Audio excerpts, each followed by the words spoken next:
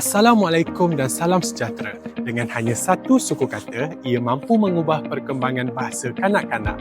Inilah usaha kami menerusi projek Santun Masyarakat, program celik ejaan dan rangsangan interaktif awal ceria bersama kanak-kanak orang asli Tabika Kemas NKRA Jakowa, Kampus Sungai Teras Slim River yang dilaksanakan pada 2 hingga 5 Disember yang bertujuan untuk mengasah potensi awal kanak-kanak dalam mengenali suku kata bahasa Melayu.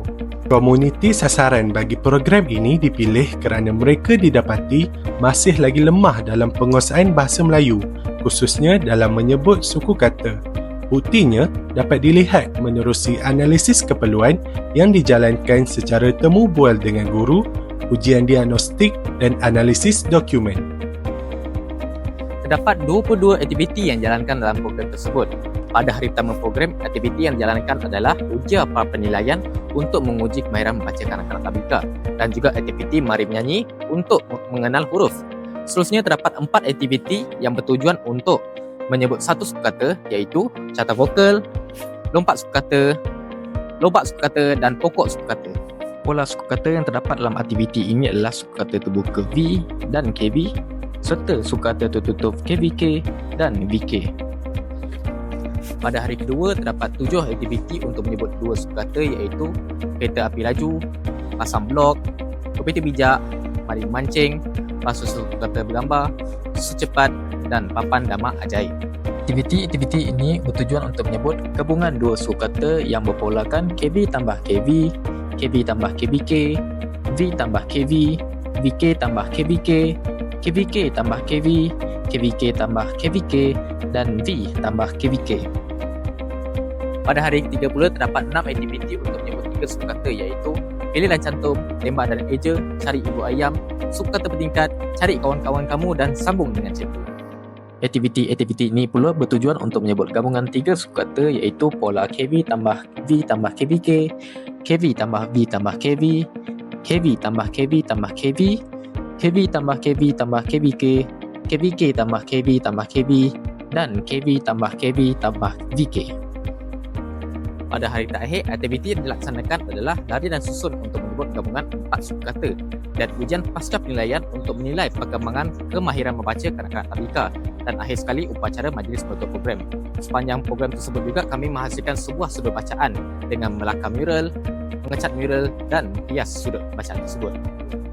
Melalui pelaksanaan projek Santun Masyarakat, pelajar telah memperoleh pelbagai impak yang positif. Yang pertama, kemahiran kepimpinan dan pengurusan projek dapat dipertingkatkan melalui peranan yang dimainkan sepanjang pelaksanaan program.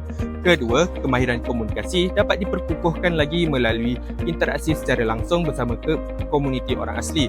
Dan terakhir, pelajar dapat mengasah kemahiran penyelesaian masalah melalui pelaksanaan aktiviti yang kreatif bagi meningkatkan kemahiran bahasa komuniti orang asli. Seterusnya, impak kepada komuniti. Yang pertama, peningkatan penguasaan bahasa Melayu melalui aktiviti interaktif seperti lompat suku kata, cari pasangan suku kata dan kereta api laju yang pada akhirnya memberikan kesan yang positif hasil daripada ujian pra dan pasca yang telah dijalankan. Dapatan ini menunjukkan pendekatan pengajaran yang digunakan berkesan dalam meningkatkan literasi awal dalam komuniti sasaran. Hal ini dapat dilihat melalui jadual yang telah dibuat yang menunjukkan peningkatan prestasi murid. Sebagai contoh, soalan yang pertama, yang dahulunya hanya seorang sahaja pelajar yang berjaya menyebut kesemua huruf, namun setelah program ini dijalankan, terdapat 2 orang pelajar yang telah berjaya menyebut kesemua huruf. Okey, ni huruf N. Ni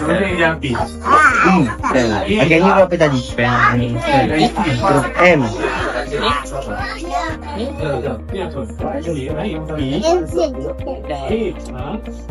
Yang kedua, impak peningkatan persekitaran pembelajaran serta penghasilan sudut bacaan dan mural hasil daripada temu bual bersama guru Tabika. Ia sangat menarik minat kanak-kanak dengan perubahan yang baru. Di situ kita boleh lihat kanak-kanak teruja, seronok untuk meneroka dengan perubahan yang baru. Dia tengok pun kelas yang ceria, buku yang menarik.